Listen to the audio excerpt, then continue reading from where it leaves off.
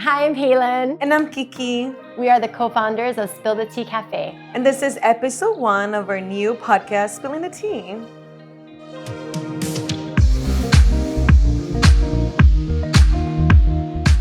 Hi guys, welcome to episode 1 of our new podcast, Spilling the Tea. Yay, finally. I know. How do you feel about being here? I'm excited. I mean, we've been trying to do this for a while. We've What had do you a journey. mean, like, a while? Like a year? I know. But finally, we're doing it. This is the year. This is the year, y'all. We have to be more visible, and so this is a big reason why we started this podcast. What do you think of our journey so far, Keeks? Wow, it's been a journey. I think that, we've been through a lot. I would say that this shit is not easy, but I'm very glad. Where we're at. I mean, we still have a long way, but I mean, we've gotten pretty far. We're like on year 2 already. Yes, we're going to be 2 next month on March 11th. I remember, March 11th. I still remember when you came home one day and you were like, this is it. I'm going to do it. I'm going to open this business. And I was like, what? I really honestly didn't quite understand it at first, but I'm so proud of you. Yeah, at first, this idea came from Maddie. I know. And my kiddo, who is trans, had an idea to open up a cafe with therapy included, with boba and fun things so that it wasn't, so sterile like a regular mental health clinic. And everyone during the pandemic was really suffering, right? Especially the kids. It was rough. It was really rough. bad. Like, I mean, and still to today, it's right, rough. Right.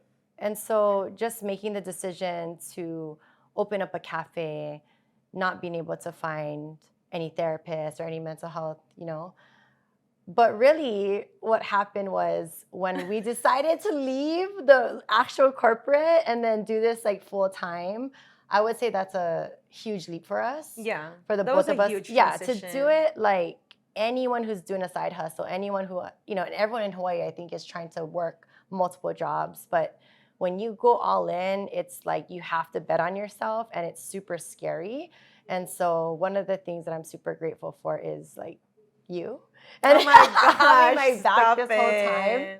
I think we should tell everybody like how we met and wow, how it's this a very became a long story. family business now. We're a family Yeah. business. Basically, I moved out here to Hawaii back in 2019. And I was still enrolled in school. So I remember I used to be a nanny. It was my side gig. And I remember connecting with you through like one of those like nanny apps. Right. And we scheduled an interview. The interview happened 3 years later, your youngest. For those that don't know, Haylin is a mom of 4 and she has a little one. But basically, I was your nanny for like 3 or 4 years. And then she has to go to school. Yeah, and then she had to go to school. So we were like, okay, well, let's start the transition of putting the baby into school, blah, blah, blah. And then Haylin you were like right in the middle of like renovations and doing like 10,000 things for the clinic. So I was like, yeah, sure, I can help. And 2 years later, I'm like, over here. Kiki does all the things, including construction, when we renovated the whole cafe. That was a lot. Honestly, that was a big task. I mean, for those that have been to Spill the Tea Cafe, everything looks nice, so pretty. But when we first got this place, it was awful. It was like we had to like build walls, rip floors, change toilets. Like, watch out, because Kanai is probably listening. Hi, Kanai. Hi, Kanai. Kanai's a landlord. He's amazing. He is amazing. I think though it was maybe something. Maybe low-key, borderline illegal, whatever was there prior. Yeah, I think so. I mean, there was wood on the windows. I don't know. It was weird. But listen, we're not going to go into details because Kanai might be your guest later on. And we love him. We're just saying that we had to find somewhere we could afford. Yes. I had to take out this huge loan. I was nauseous for 3 days. I remember that. That was a big move from you. I think you were very nervous. With every level of the business, it just requires another level of like nausea and like crying, right? Lots of tears. I mean, you're the one who said like, if you don't start making videos, like I'm gonna quit, and I cried. Literally, because we're doing all this work, like we're trying to reach local people, local organizations. They say, yes, we love your work. We're gonna help you. years go by, they don't help us. Well, it's you not know who like you that. are. It's not that. But There's systems in place that I are guess, broken.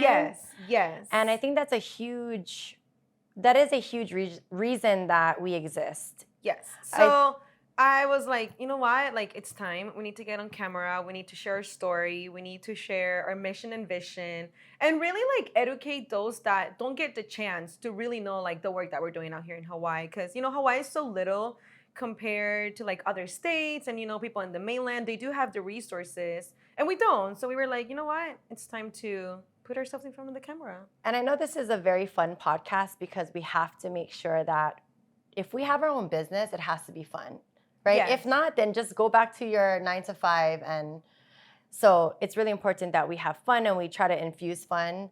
And I think that's my favorite thing about Spill the Tea Cafe is that, you know, not only we are doing a different job at delivering our mental health services to our teens, but we also keep it fun in the clinic, like for our staff. You know, I think that, yes, our main priority is for things to get done and for our kids to get connected to high quality mental health services, but we also want to prioritize us as the staff having fun and having a good time. Right. And it's really hard because we want to change that narrative, especially for LGBT youth, because we all know the statistics. Well, maybe the listeners don't know, and I do want to shed some light on that. Again, it's a positive, fun podcast, but what's going on in Hawaii is really so heartbreaking, like unspeakable. The suicide rate, 50% of trans kids actually attempted suicide in the past year. We have the #1 leading cause of death in 2019 for Native Hawaiians and other Pacific Islanders, ages 15 to 24.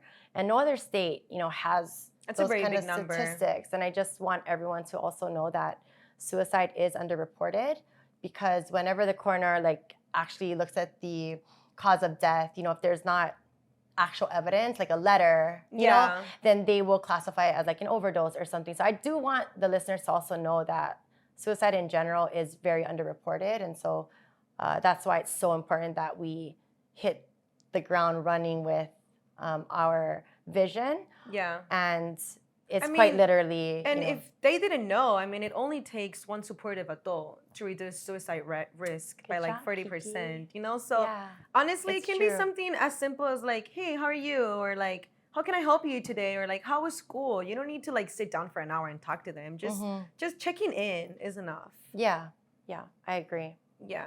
So what are we hoping to accomplish with this amazing podcast? I know. We're trying to, first of all, educate everyone. You know, we want to be able to share a little bit more about what happens like behind the scenes. But we want to take the chance to definitely raise awareness of the need that there is out there. While also educating our listeners, because we do think that we do understand that change only happens when we educate others. I mean, like, how can people be of help if they don't know? You know what I mean? And above all, just have fun. Yeah. I want to have a good time, definitely, when doing these. Yes, and I think Gen Z has really opened our eyes. Or you are Gen Z, right? I don't know. I'm like millennial some days, Gen Z other days. I feel alpha other days. So I don't know. It just depends on the mood. No, but I think you are a Gen Z, right? I'm like Gen Z millennial, 1996. I'm like a millennial. Wait, no, I'm an elderly millennial. But I'm kind of like a boomer in tech. I was going to say she's a millennial, but she loves to say she's a boomer. In tech. Like in tech. Whatever. And I think that Gen Z has really taught us and we have taught you, right? And I think that's why, like, you could kind of be my kid maybe, but also like younger sister. Yeah. Also bestie, right? Everything. And Kiki is the one who really pushed me to be more visible. Did I push you to do anything? A lot. What did I push you to do? Should I start a list? I mean, definitely like management skills, outreach skills, I don't know, communication skills, really being uncomfortable, because again, that's where change happens. But I've learned a lot in the last 2 years. I feel like I started off as just being the project manager, and somehow I'm like directing operations. I'm like, oh my God. Absolutely. And it's so hard for you to let go of things. It's very right? hard. Like It's you feel like very you hard. own it, but then once you practice like any other skill, then you can let that go to somebody else and allow them to own that outcome, right? Yeah, I think that for me, the block is that it's very challenging to let go of something because I don't want people to do it and do it wrong. Right. And then like it coming to me where I have to do it again. So I'm like, I'll just do it. But in reality, I cannot do like 10,000 things at the same time, you know? Right. So I'm very grateful for our team because, you know, we have a great team, big team, especially our interns. Shout out to them. They are really willing to carry a brick and to carry onto other responsibilities that it was not initially in their job description because they know and understand the startup culture. Which is so cool, right? Because the myth is that Gen Z is so lazy or blah blah blah and they just want it right. But that's very untrue. Yeah. And I think that that's why I really love our organization because we are able to like kind of close that gap, right? And then we're kind of like cross mentoring or reverse mentoring. Yeah, I love it. I think But also we're desperate. Like we don't have a choice. Yeah, exactly. Because we don't have funding, you know? We don't have Exactly. like bridge funding. I don't want to go into all the details of the barriers, but No, you should share. You should let them okay, know. well, nonprofit, like these nonprofit streets, it's like I do not recommend it. First of all, they're very lonely.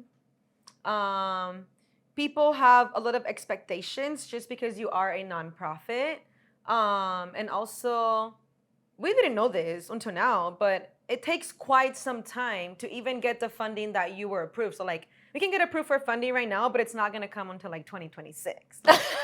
That's like 2 years from now. Yeah, exactly. But no, but obviously, you know, people who are a nonprofit are like, well, you guys should have. But I still think, right, that I could have sustained in 1 year. We're not able to access traditional, you know, loans or business like capital, startup capital, any kind of like bridge funding. And then if we want to actually apply for state and federal funding, we need to wait till year 3. So it's kind of like, well, then what are we supposed to do until then? And how are we supposed to, you know, keep up with the growth and things like that? And so one of the things that we've had to be innovative and creative and finding other revenue streams, we've started a youth entrepreneurs program. Yeah, which is nice. For those that don't know, we host this program for kiddos on Sunday for 2 whole hours. The first hour, we're just creating products that we can then go sell at farmers market, pop-ups, online. And then the other hour is just them working on like mental health activities and workshops. But the importance about this program is that the kiddos are extremely empowered by the items that they create, but they're also rewarded because whatever money we raise at this like pop-up events, they get to keep 50%. And then all other proceeds go to the clinic or all other, what is it called? Yeah, just the money. 50% to the teens, 50% to the clinic. So I think that that program really empowers them. Yes, I love it. And encourages them to step into that uncomfortable zone to know that they might be future CEOs, they might be the future leaders. Yeah, and I think some of it is to be expected, right? Like we don't want to unpack and live in this misery of like, why are there all these barriers to getting funding? Another big barrier is insurance, right? And so some of it is by choice, right? So 1/3 of our kiddos that we see, we're not going to bill for because of a safety issue or because of a deductible or because, you know, they want to keep it confidential. And so we do not want to turn anyone away. And so that, like, I feel empowered, you know, by that choice. I think it's super important that we find other ways to build revenue. And I think that's a huge reason why we're here on this podcast. We want to be able to identify other social entrepreneurs, right? And other funders or maybe even private donors who could really believe in the mission and see that we're doing things differently. And also like other nonprofits in Hawaii, us partnering together and being, I guess, like a win-win. Yeah. A win-win is kind of a motto that we have at Spill the Tea. We always want to make sure it's a win-win. So if it's not going to be a win-win, then we strategically remove that option. If I give an example, like the dream and vision for Spill the Tea is to be able to service, right, all the kids in the state while also being able to compensate our staff extremely well. And if we look at traditional charity models, all nonprofits kind of operate on this with this minimum overhead and a lot of restrictions. And so we want to break that mindset. We want to break that cycle. And we actually want to be extremely innovative. We have a very, very huge problem to solve, which is the youth mental health crisis and youth suicide. And that is going to require some innovative strategies, some really, really quality social workers and therapists, people who are committed to these kids. And again, right, like that stuff is not free. I think one of the great things that you do at Spill the Tea is your like very intensive training with the clinicians. It's so intensive. Yeah. It's like a 10-week program, and you know, she's just there for like 2 or 3 hours. And I think that the reason, I may be biased, but the reason why our clinicians are so good, it's because they get that like time where they can like role play with you, and you like, hey, this is not to like gender affirming care, you know, like this might actually be traumatizing. And just the fact that we practice through a trauma-informed care also really sets us apart. Yeah, no, I love it. I love that we purposefully are not a regular clinic and a sterile clinic. Like we have a PS5 and we have a foosball table and a library, and people just come in. We have free boba, free like snacks. Yeah, because we want to create a safe space for kids who might not have a friend group or might not have a accepting family, or, you know, just in general might not have a place to go. And so I do think that that part is extremely important. And again, right, doing things not based on overhead, right? Because we could easily get an office like this for much cheaper. But again, we are intentionally trying to be trauma informed, and we want to make sure that our space is extremely safe for anyone who walks in. And I think it's so cute when you talk about safe spaces. Just recently, I've been noticing that there are teens that come like looking a certain way, but then when they walk into the clinic, they just immediately go to the bathroom, they change, and they come out, and it's like, that's who they are. Like, so they come out of the bathroom as their authentic self. Yeah. And it's beautiful that they find a place where they can do that, you know, really be themselves. But then it's sad when they have to leave and they have to go back to the bathroom, change as their like typical person, and then just go home just because they don't have the support of their parents, they don't have the support of their guardians. And I wish parents would understand more the effect that this rejection and I would call it ignorance that they have, how it affects their kids. Yeah. And I understand, right? Because I'm from that older generation that it wasn't really talked about when we were younger. And, you know, from the media and all of that, it is a strange thing. But to really be educated by, you know, doctors and scientists and all this, I come to realize that it is a little bizarre to think that in the human race, there's literally only two, you know, masculine men or like feminine female. Like, I do think that that's really absurd to think now, right? If we just look at the human species, of course there's a spectrum. Of course people are different. And again, right, a lot of, or most kids who are gender nonconforming, right, there is a correlation with neurodivergence, which makes sense, right? Of course they're not neurotypical. And so I think if we can, number one, educate people, but more important than that, just accept kids, you know, just let them do what they need to do to be happy. And what I want to say to that, what you're saying about the kids coming in the cafe, I do see some kids though leaving with the makeup they put on. I love that. Yeah, so I, you know, like maybe it just takes some time, right? Yeah. And I mean, even for you as a parent, for you it was hard. Oh my God. You know, like you had to do your own work too. You know, so much. I get where parents are coming from, but there is a point where you just have to draw the line. Yeah. You know what I mean? Like, when do you say, hey, like this is enough? My kid is suffering. Like just let them wear what they want or whatever. Yeah. Yes. Yeah, I agree. What has been your like most favorite part of this journey? Oh my gosh. I'm like, I don't want to cry. So I just think that this journey has been my own transformation. I agree. 100%. And if anybody like wants intensive therapy, like crazy, like exposure therapy, then open a business or like because especially a nonprofit one. 100% would totally recommend. Because you will like hit a wall every single time and not want to do all these things. But when you're really connected to the mission and like that's more important than your whatever, things are so possible that I never even would consider a possibility for my life. Yeah. I can see that. I think my favorite part, or it's not a part, I guess it's a story from last year for those that went to our, I guess, first birthday party. Oh yeah, first We birthday had party. this one kiddo that spoke in the mic, and they were like, you know, if I didn't have a place like Spill the Tea Cafe, I probably wouldn't be here today. Or we had this other teen, he was like, yeah, at first when I heard about this whole like Spill the Tea Cafe clinic, that was a little skeptical, but then I came here and they have free food, you know, because that's also another thing, you know. When we have our events, we always want to ensure we have food because many of these teens, they don't get a warm meal unless they come to Spill the Tea.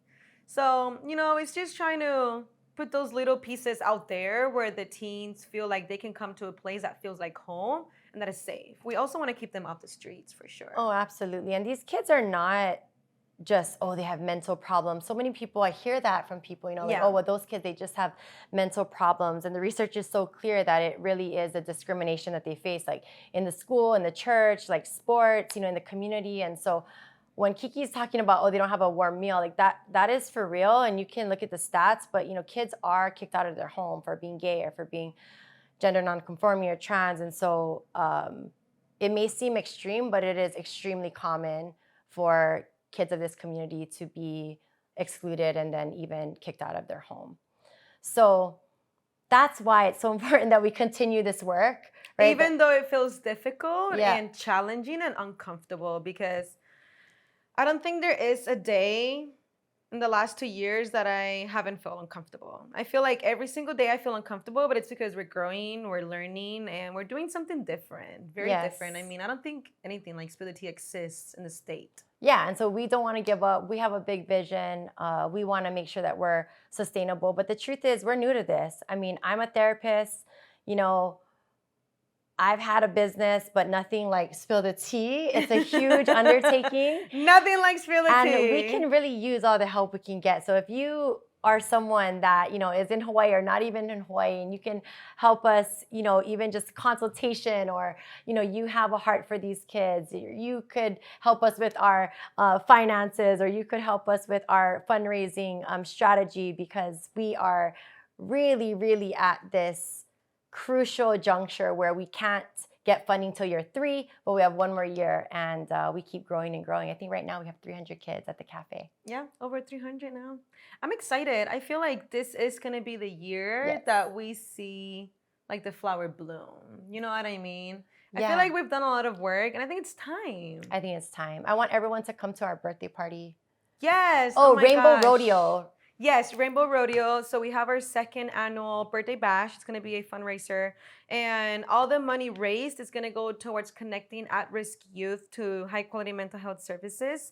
And this is going to take place on Sunday, March 10th, 3 p.m. to 7 p.m. at the barn in Salt, Kaka'ako. And so there's going to be a lot of food, games, activities. We're actually going to have a vigil for next as well. And we're gonna have a raffle.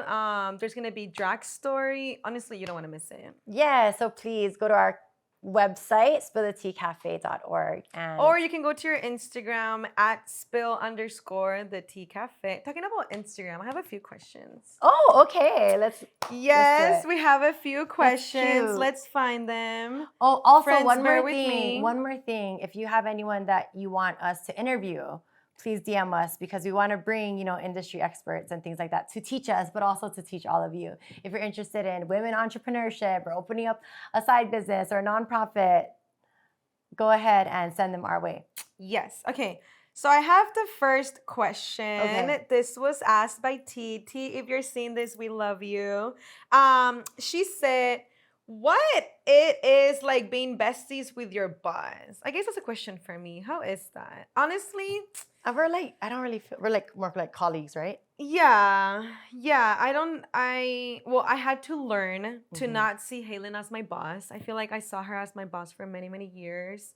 And just recently I've really understood that we're not really like boss, like you're not my boss, we're really more like partners. Right, Like absolutely. we carry each other when the other one, you know, can walk. And It's really more like a partnership at this point. Yes.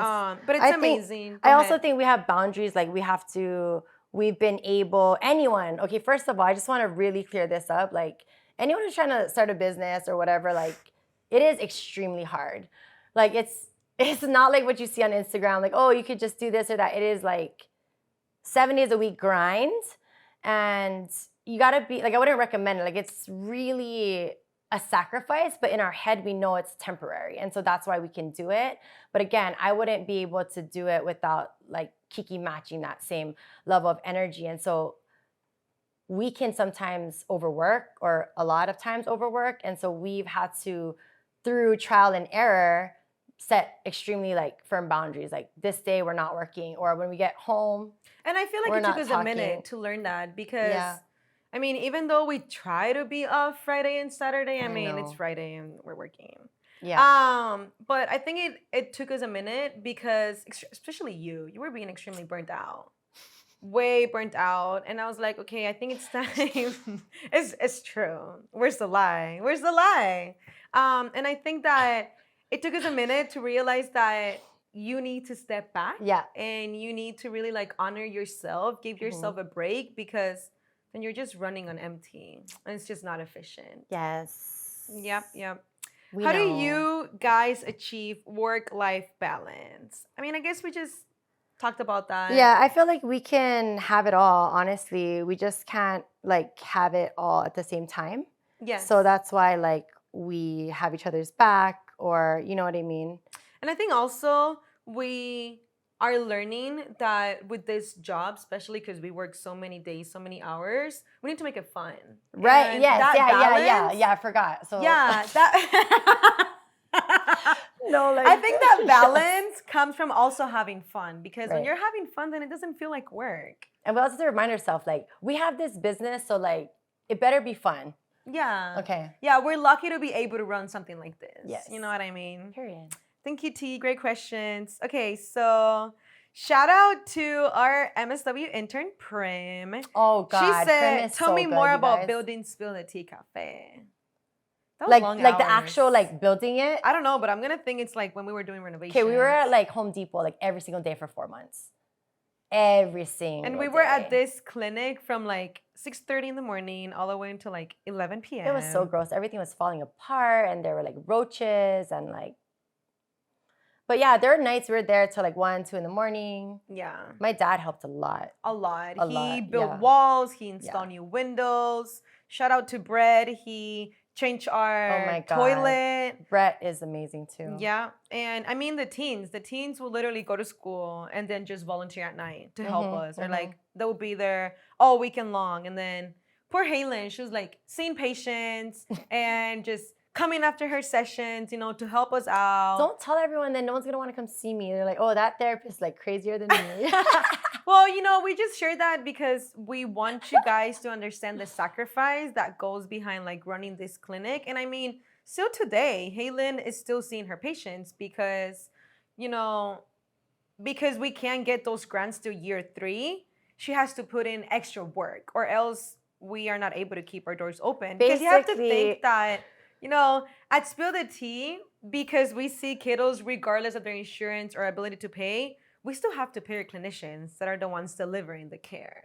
You know? Yeah, so what I do, y'all, for right now is that I do see a bunch of doctors who I love, and med students and residents and attendings, and, you know, outside of Hawaii and inside of Hawaii. So I'm able to do that in order to try to help, you know, fill the gap in funding right now. Yeah. Yeah.